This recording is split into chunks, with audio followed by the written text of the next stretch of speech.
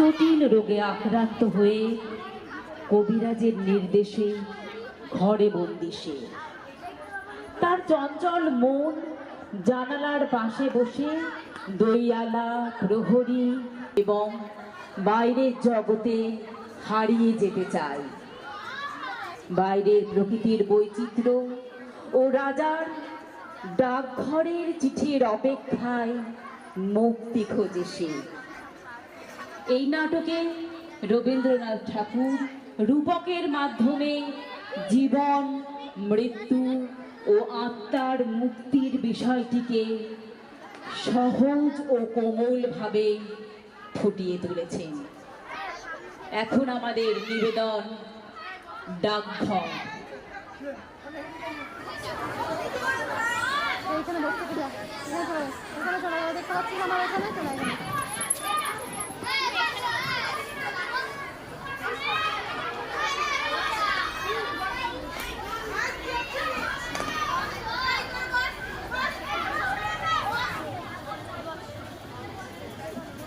ছিল না তখন ছিলই না, এখনো কোথা থেকে এসে আমার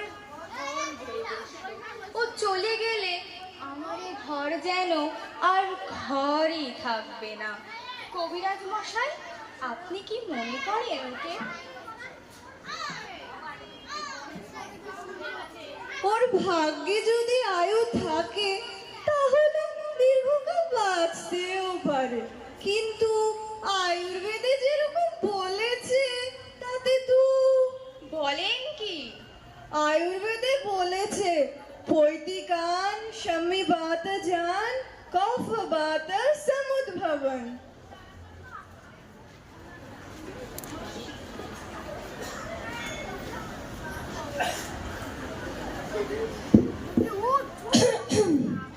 খুব সাবধানে রাখতে হবে। সে তো ঠিক কথা, কিন্তু কি বিষয়ে সাবধান হতে হবে সেইটে তো স্থির করে দিয়ে যান। আমি তো পূর্বেই বলেছি ওকে একেবারে বাইরে বেরোতে যেতে দিতে পারবেন না। ছেলে মানুষ, ওকে দিন রাত ঘরের মধ্যে ধরে রাখা যে ভারী শক্ত। আচ্ছা, অন্য কোনো উপায় নেই? না, কিছুই নেই। আচ্ছা দত্তমশাই, আজ তবে আসি।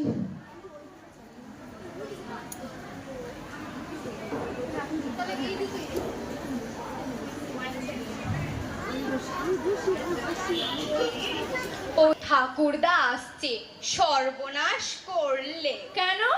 আমাকে তোমার ভয় কিসের? তুমি যে ছেলে খ্যাপাবার সর্দার। তুমি তো ছেলেও নাও, তোমার ঘরেও ছেলে নেই, তোমার খ্যাপার বয়সও গেছে, তোমার ভাবনা কিসের? ঘরে যে ছেলে একটি এনেছি। সে কিরকম? আমার স্ত্রী যে পোষ্যপুত্র নেবার জন্য খেপে উঠেছিল। সে তো অনেক দিন থেকেই শুনছি, তবে কিন্তু তুমি তো নিতে চাও না। আচ্ছা বেশ বেশ, তা বলো দেখি ছেলেটি কোথায় পেলে? আমার স্ত্রীর গ্রাম সম্পর্কে ভাইপো, বেচারার ছোট থেকে মা নেই, আর সেদিন তার বাপও মারা গেছে। তবে যে আমাকে তার দরকার। কবিরাজ বলছে তার ওইটুকু শরীরে একসঙ্গে বাত, পিত্ত, শেলসা যেরকম প্রকোপিত হয়ে উঠেছে, তাতে তার আর বড় আশা নেই। এখন একমাত্র উপায় তাকে কোনো রকমে এই শরতের বাতাস আর রৌদ্র থেকে বাঁচিয়ে ঘরে বন্ধ করে রাখা। ছেলেগুলোকে ঘরের বার করাই তোমার এই বুড়ো বয়সের খেলা, তাই তোমাকে ভয় করি। চিন্তা করো না, ঘরে ধরে রাখবার মতো খেলা আমি কিছু জানি, তবে আমার একটু কাজকর্ম আছে, সেরে আসি, তারপর না হয় ছেলেটির সঙ্গে ভাব করে নেব। আচ্ছা আজ তবে আসি আমি।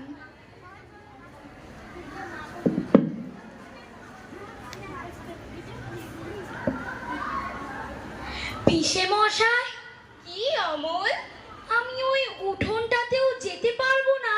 না বাবা, ওই যেখানটাতে দিয়ে ডাল ভাঙছে, ওই তো ভাঙা ডালের খুঁতগুলো দু হাতে তুলে নিয়ে লেজের উপর ভর দিয়ে কাঠবিড়ালি কেমন কুটুস কুটুস করে খাচ্ছে। আমি ওখানেও যেতে পারবো না। না বাবা, আমি যদি কাঠবেড়ালি হতুম তবে বেশ হতো, কিন্তু পিসে মশাই আমাকে বেরোতে দেবে না কেন? কবিরাজ যে বলেছে বাইরে বেরোলে তোমার অসুখ করবে। কবিরাজ কেমন করে জানলে? বলো কি অমল, কবিরাজ জানবে না? সে যে এত বড় বড় সব পুঁথি পড়ে ফেলেছে। পুঁথি পড়লেই কি সমস্ত জানা যায়? বেশ, তাও বুঝি জানো না? আমি যে পুঁথি কিছুই পড়িনি, তাই জানি নে। দেখো অমল, বড় বড় পণ্ডিতেরা সব তোমারই মতো। তারা তো ঘর থেকে বেরোয় না। বেরোই না? না, কখন বেরোবে বলো? তারা তো ঘরে বসে বসে কেবল পুঁথি পড়ে, আর কোনো দিকেই তাদের চোখ নেই। অমল বাবু, তুমিও বড় হলে পণ্ডিত হবে, এই এত বড় বড় সব পুঁথি পড়বে, সবাই দেখে আশ্চর্য হয়ে যাবে। না না, পিসে মশাই তোমার দুটি পায়ে পড়ি, আমি পণ্ডিত হব না। পিসে মশাই, আমি পণ্ডিত হব না। সে কি কথা অমল, আমি যদি পণ্ডিত হতে পারতুম তাহলে যে বেঁচে যেতুম। আমি যা আছে সব দেখবো, শুধু দেখেই বেড়াবো। শোনো একবার, দেখবে কি? দেখবার এত আছেই বাকি। আমাদের ওই জানলার ওই বসে ওই যে দূরে পাহাড়টা, আমার ভারী ইচ্ছে করে ওই পাহাড়টা পার হয়ে যেতে। ওই পাহাড়টার গায়ে যে ঝর্ণাটা আছে, পিসিমাকে বলে রেখেছি ওই ঝর্ণার ধারে নিয়ে গিয়ে যেন একদিন ছাতু খাইয়ে আনে। পিসিমা কি বললে? পিসিমা বললেন, তুমি আগে ভালো হও, তারপর তোমাকে ওই ঝর্ণার ধারে নিয়ে গিয়ে ছাতু খাইবে আনবো। আমি কবে ভালো হব? আর তো দেরি নেই বাবা। দেরি নেই, আমি ভালো হলেই চলে যাব। কোথায় যাবে? কত বাঁকা বাঁকা ঝর্ণার জলে পা ডুবিয়ে ডুবিয়ে পার হতে হতে চলে যাব। আচ্ছা বেশ, আগে তুমি ভালো হও, তারপরে তুমি। তারপর আমাকে পণ্ডিত হতে বলো না পিসে মশাই। তুমি কি হতে চাও বলো? আমি এখন আমার কিছু মনে পড়ছে না। আচ্ছা, আমি পরে ভেবে বলবো। তাহলে ঠিক আছে, কিন্তু তুমি অমন করে দেশে বিদেশি লোককে ডেকে ডেকে কথা বলো না। বিদেশি লোক আমার ভারী ভালো লাগে। যদি তোমাকে ধরে নিয়ে যেত? কোথায় ধরে নিয়ে যাবে? আমাকে কেউ কোথাও ধরে নিয়ে যায় না, কেবল সারাদিন বসিয়ে রেখে দেয়। আমার কাজ আছে, আমি চললুম। কিন্তু বাবা দেখো, বাইরে যেন বেরিয়ে যেও না। যাব না পিসে মশাই, আমি ওই রাস্তার ধারে ঘর চেপে বসে। দই কিনবে? কেমন করে কিনবো? আমার তো পয়সা নেই। কেমন ছেলে তুমি, দই কিনবে না তো আমার বেলা বইয়ে দাও কেন? আমি যদি তোমার সঙ্গে যেতে পারতুম তবে যেতুম। আমার সঙ্গে? হ্যাঁ, তুমি কত দূর থেকে হাঁটতে হাঁটতে চলে আসছো, শুনে আমার মন কেমন করছে।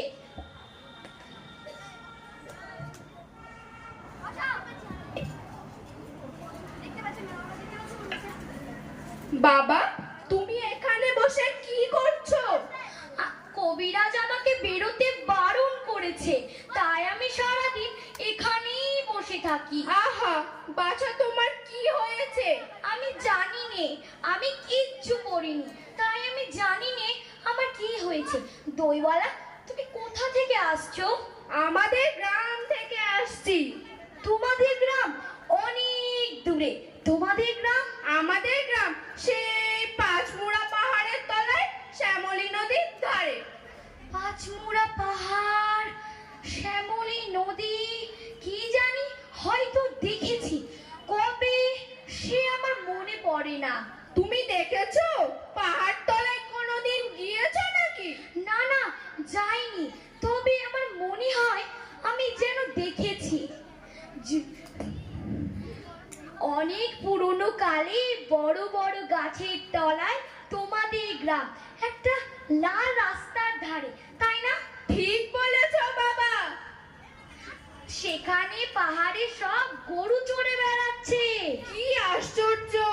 ঠিক বলেছ, আমাদের গ্রামে গরু চড়ে বই কি, খুব চড়ে। মেয়েরা সব নদী থেকে জল তুলে নিয়ে কলসি মাথায় করে নিয়ে যায়, তাদের লাল শাড়ি পরা। বাহ বাহ, ঠিক কথা। আমাদের সব গোয়ালপাড়ার মেয়েরা নদী থেকে জল তুলে নিয়ে যায়, তবে তাদের সবার যে লাল শাড়ি পরা তা নয়। কিন্তু বাবা, তুমি নিশ্চয় কোনোদিন আমাদের গ্রামে বেড়াতে গিয়েছো। সত্যি বলছি দইওয়ালা, আমি কখনো যাইনি। কবিরাজ যেদিন আমাকে বাইরে যেতে বলবে সেদিন তুমি নিয়ে যাবে তোমাদের গ্রামে। নিয়ে যাবো বই কি, খুব নিয়ে যাব। আমাকে তোমার মতো এরকম দই বেচতে শিখিয়ে দিও, ওই রকম বাঘ কাঁধে নিয়ে ওই রকম কত দূরে দূরে নিয়ে যায়। মরে যান, দই বেচতে যাবে কেন? এত এত পুঁথি পড়ে তুমি পণ্ডিত হয়ে উঠবে। না না, আমি পণ্ডিত হব না। আমি রাঙা রাস্তা দিয়ে বুড়ো বটের তলায় গোয়ালপাড়া থেকে দই নিয়ে এসে গ্রামে গ্রামে বেচে বেচে বেড়াও। তুমি কেমন করে বলো, দই দই দই, ভালো দই, আমাকে সুরটা শিখিয়ে দাও। হাই পোড়া কপাল, এ সুর কি শেখাবার সুর? না না, ও আমার শুনতে ভারী ভালো লাগে। আকাশের খুব শেষ থেকে যেমন পাখির ডাক শুনলে মন উদাস হয়ে যায়, তেমনি ওই রাঙা রাস্তার মোড় থেকে গাছের সারির মধ্যে দিয়ে তোমার ডাক আসছিল। কি আমার মনে হচ্ছিল, কি জানি কি মনে হচ্ছিল। বাবা, একবার দই তুমি খাও। আমার কাছে তো পয়সা নেই। না না বাবা, পয়সার কথা তুমি বলো না। তুমি আমার একটু দই খেলে আমি কত খুশি হব। তোমার কি অনেক দেরি হয়ে গেল? কিচ্ছু দেরি হয়নি, আমার কোনো লোকসান হয়নি। দই বেচার যে কত সুখ তা আমি তোমার কাছে শিখে নিল। দই দই ভালো। একবার শুনে যাও না প্রহরী। অমন করে ডাকাডাকি করছো কেন? আমাকে ভয় করো না তুমি? কেন? তোমাকে কেন ভয় করব? যদি তোমাকে ধরে নিয়ে যায়? কোথায় ধরে নিয়ে যাবে? অনেক দূরে, ওই পাহাড় পেরিয়ে। একেবারে রাজার কাছে যদি ধরে নিয়ে যায়? রাজার কাছে নিয়ে যাও না আমায়, কিন্তু কবিরাজ যে আমাকে বেরোতে বারণ করেছে। আমাকে কেউ কোথাও ধরে নিয়ে যায় না, কেবল সারাদিন এখানেই বসে থাকতে হয়। কবিরাজ বারণ করেছে? আহারে, তাই বটে। তোমার মুখ যেন সাদা হয়ে গেছে, তোমার চোখের কোলে পানি পড়েছে, তোমার হাত দুখানিতে শিরাগুলি দেখা যাচ্ছে। তুমি ঘন্টা বাজাবে না প্রহরী? সময় এখনো সময় হয়নি। কেউ বলে সময় বয়ে যাচ্ছে, কেউ বলে সময় হয়নি। আচ্ছা, তুমি ঘন্টা বাজালে কি সময় হবে? সে কি হয়? সময় হলে তবেই তো আমি ঘন্টা বাজিয়ে দিই। বেশ লাগে তোমার ঘন্টা, আমার শুনতে ভারী ভালো লাগে। দুপুরবেলা সবার খাওয়া হয়ে গেলে ওই তোমার ঘন্টা বাজে, ঢং ঢং ঢং ঢং ঢং ঢং। তোমার কেন ঘন্টা বাজে? ঘন্টা এ কথা সবাইকে মনে করিয়ে দেয়। সবাই বসে নেই, সময় কেবলই চলে যাচ্ছে। কোথায় চলে যাচ্ছে? কোন দেশে? সে কথা কেউ জানে না।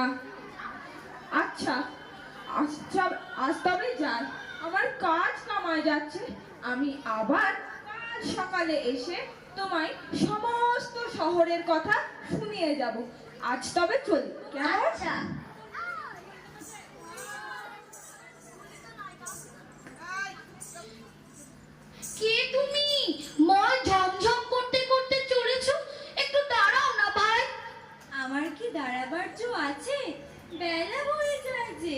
তোমার দাঁড়াতে ইচ্ছে করছে না? আমারও এখানে বসে থাকতে আর ইচ্ছে করছে না। তোমাকে দেখে আমার মনে হচ্ছে যেন সকাল বেলাকার তারা। তোমার কি হয়েছে বলো তো? আমি জানি নে, কবিরাজ আমাকে বেরোতে বারণ করেছে। আহা, কি হয়েছে তোমার? কবিরাজের কথা মেনে চলতে হয়, দুরন্তপনা করতে নেই, তাহলে লোকে দুষ্টু বলবে। তোমার বাইরের দিকে তাকিয়ে মনটা কেমন ছটফট করছে। আমি বরঞ্চ তোমার এই আধখানা দরজা বন্ধ করে দিই। না না, বন্ধ করো না, আমার সব বন্ধ, কেবল এইটুকুই খোলা। তুমি কে বলো না? আমি তো তোমায় চিনি নে। আমি সুধা। সুধা? জানো না, আমি এখানকার মালিনীর মেয়ে। তুমি কি করো? আমি রোজ সাজি ভরে ফুল তুলে এনে এত এত মালা গাঁথি। এখন ফুল তুলতেই চলেছি। ফুল তুলতে চলেছো? তাই তোমার পা দুটো আমার খুশি হয়ে উঠেছে। যতই চলেছো মল ঝম ঝম ঝম। আমি যদি তোমার সঙ্গে যেতে পারতুম, উঁচুতে যেখানে দেখা যায় না সেখান থেকে ফুল পেড়ে দিতুম। তাই বই কি? আমার যে ফুলের খবর তুমি নাকি বেশি জানো? জানি, খুব জানি। আমি 7 ভাই চম্পার খবরও জানি। আচ্ছা, তুমি আমার পারুল দিদি হবে? কি বুদ্ধি তোমার! আমি পারুল দিদি কি করে হব? আমি যে সুধা, আমি শশী মালিনীর মেয়ে। আমাকে রোজ এত এত মালা গাঁথতে হয়। আমি যদি তোমার মতো এখানে বসে থাকতে পারতাম তাহলে কেমন মজা হতো। তাহলে সমস্ত দিন কি করতে? আমার বেনে বউ পুতুল আছে, তার বিয়ে দিতুম। আমার পুষি মেনিও আছে, তাকে নিয়ে যাই। বেলা বয়ে যাচ্ছে, দেরি হলে ফুল আর থাকবে না। আমার সঙ্গে আরেকটু গল্প করো না, আমার শুনতে ভারী ভালো লাগছে। আচ্ছা বেশ, তুমি এখানে লক্ষ্মী ছেলে হয়ে বসে থাকো। আমি ফুল তুলে ফেরবার পথে তোমার সঙ্গে গল্প করে যাব। আর আমাকে একটা ফুল দিয়ে যাবে? ফুল অমনি কেমন করে দেব? দাম দিতে হবে যে। আমি যখন বড় হব তখন তোমাকে দাম দেব। ওই ঝর্ণার ধারে কাজ খুঁজতে খুঁজতে তোমাকে দাম দিয়ে যাব। আচ্ছা বেশ। তুমি তাহলে ফুল তুলে আসবে? আসবো আসবো আসবে? আসবো। আমাকে ভুলে যেও না, আমার নাম অমল, মনে থাকবে তোমার? না না, ভুলবো না, দেখো ঠিক মনে থাকবে।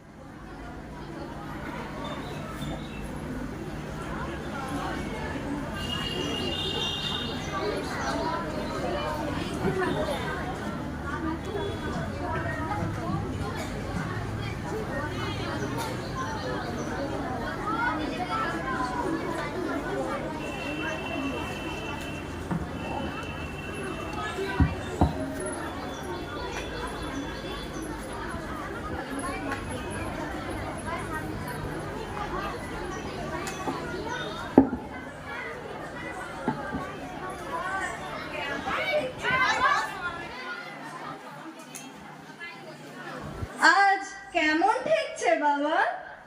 কবিরাজ মশাই, আজ খুব ভালো বোধ হচ্ছে। মনে হচ্ছে যেন সব বেদনা চলে যাচ্ছে। এই হাসিটা তো ভালো ঠেকছে না। ওই যে বলছে ওর খুব ভালো বোধ হচ্ছে, এইটাই তো খারাপ লক্ষণ। আমাদের চক্রধর দত্ত বলেছেন। দোহাই কবিরাজ মশাই, আপনার চক্রধর দত্তের কথা আপনি রাখুন। এখন বলুন ব্যাপারখানা কি? মনে হচ্ছে আর ধরে রাখা যাবে না। আমি তো বারণ করে গিয়েছিলাম ওকে বাইরে বের করতে, কিন্তু বোধ হচ্ছে ওর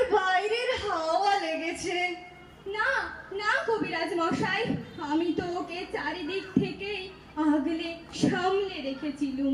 বাইরে বেরোতে তো দিই নে, ঘরে দরজা তো প্রায়ই বন্ধ রাখি।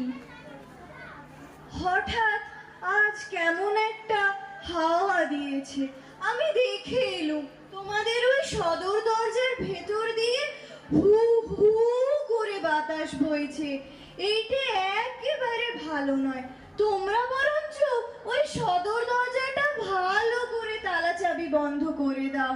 আর এখানে 2-3 দিন লোকেজনের আনাগোনা বন্ধই থাক না, যদি কেউ এসেও পড়ে তাহলে খিড়কি দরজা তো আছে।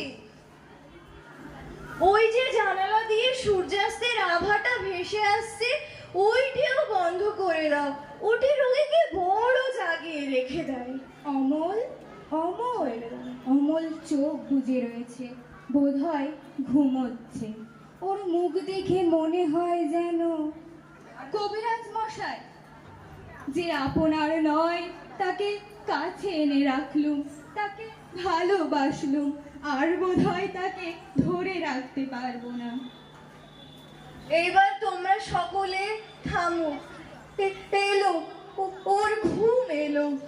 আমি বালকের শিয়রের কাছে বসবো, ওর ঘুম আসছে।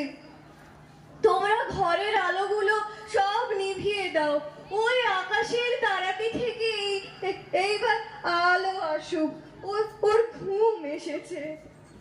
ঠাকুরদা, ঠাকুরদা, তুমি অমন হাত জোর করে মূর্তির মতো নীরব হয়ে আছো কেন? আমার কেমন ভয় হচ্ছে, এসব যা দেখছি, এসব কি ভালো লক্ষণ? এরা আমার ঘর অন্ধকার করে দিচ্ছে কেন? তারার আলোয় আমার কি হবে? চুপ করো অবিশ্বাসী, চুপ করো, কথা কইও না।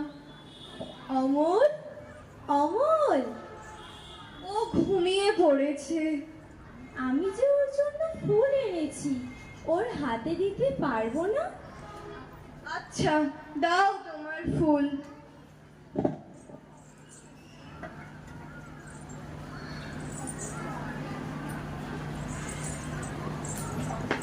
ও কখন জাগবে? এখনই, যখন রাজা এসে ওকে ডাকবেন। তখন তোমরা ওর কানে কানে একটা কথা বলে দেবে। কি বলবো? বলো যে সুধা তোমাকে ভোলেনি, সুধা তোমাকে ভোলেনি, সুধা তোমাকে ভোলেনি।